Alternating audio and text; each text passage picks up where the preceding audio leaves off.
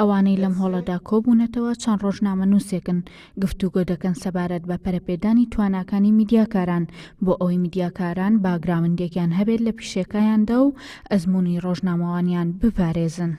خولی ڕاگەاندن و دیزاین کە لە بەڕێبەرایەتی چاپ و بڵاوکردنەوە ئەمڕۆ یەکەمی ڕۆژێتی دەستیان پێ کردووە خولێکی گرنگە بۆ ئێمەی ڕاگەاندن کار.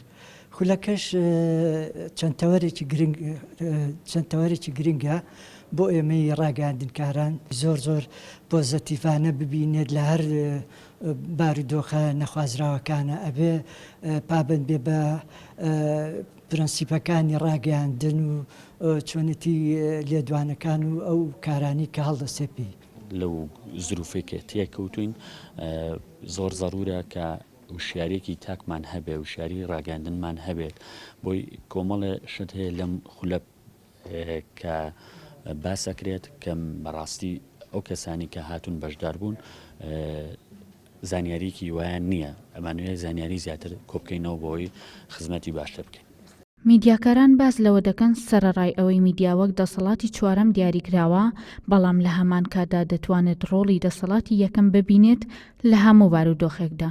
کە میدیا ڕۆڵێکی گەورەی هەیە لە گۆڕانکاری لە کۆمەلگایە و دەسەڵاتی زۆر جار یەکەمی شەنەک چوارم چووکە ئاڕاستەی هەموو هەڵبژاردنەکان و بیری کۆمەلگا ئەگۆڕێ.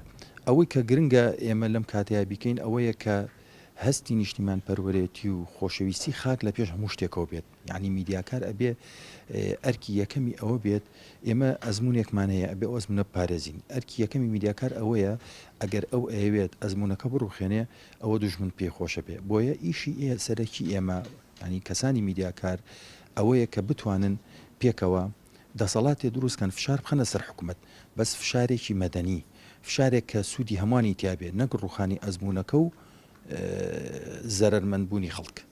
پاراستنی ئیتیکی ڕۆژنامەوانی لە هەموو بارودۆخەکاندا بۆ میدیاکاران گرنگە بتوانێت بێلایەن و پیشەیان و بەرپرسیارانە ڕۆماڵی ڕووداوەکان بکات و ببێتە سەرچاوەی هەواڵ و ڕازگۆیی و جێگەی متمانەی بینەرەکانیان. هێژین لەتیف، گەلی کوردستان، سلێمانی.